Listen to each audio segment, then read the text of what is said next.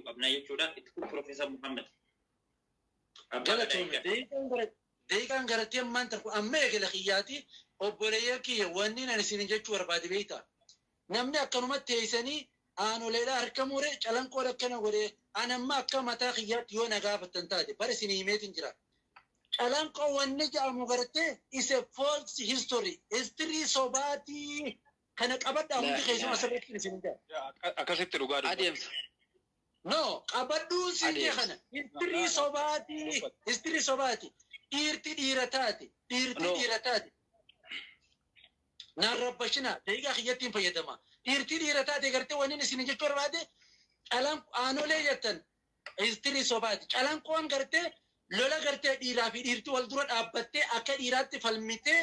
abban fede amotu lola ratti namni wal mota itimoate garu wani asinimu barbadu milile oromo miti khajatu sena taysan asfida sena garte hayyonni khaysan isini barre hayyota khijiba sontane hayyonni dugara isini barre sena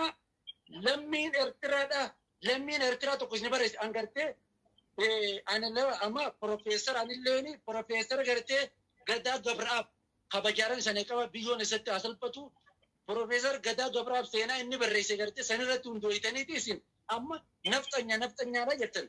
tokkofa wanni isin gochuu qabdan obboleeyyan kee kanneen as keessa jirtan feetan na deekkaraadha feetan na jibba wanni isin jechuu barbaadu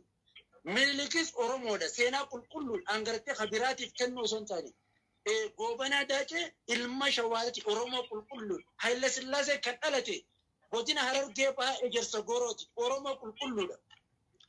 waan feetanuu jaati girrisaa gaafa sanii kanuma akka keeysanii haseenaan beeyne hagartee akkanuma nama jala girrisu kanaatu hayyota keenya hagaafa saniitis mililik hayla sillaasee jechuun bari he is African master hayla sillaaseen gartee master Afrikaati he is a sample of Africa ma hayla sillaasee namni gartee arraan tana diina jeeni fudhatu oromoo ta'e kuni nama sammuun isaa gartee dhiphuudhaati nama sammuun isaa sirrii hiyyaanne jechuudha.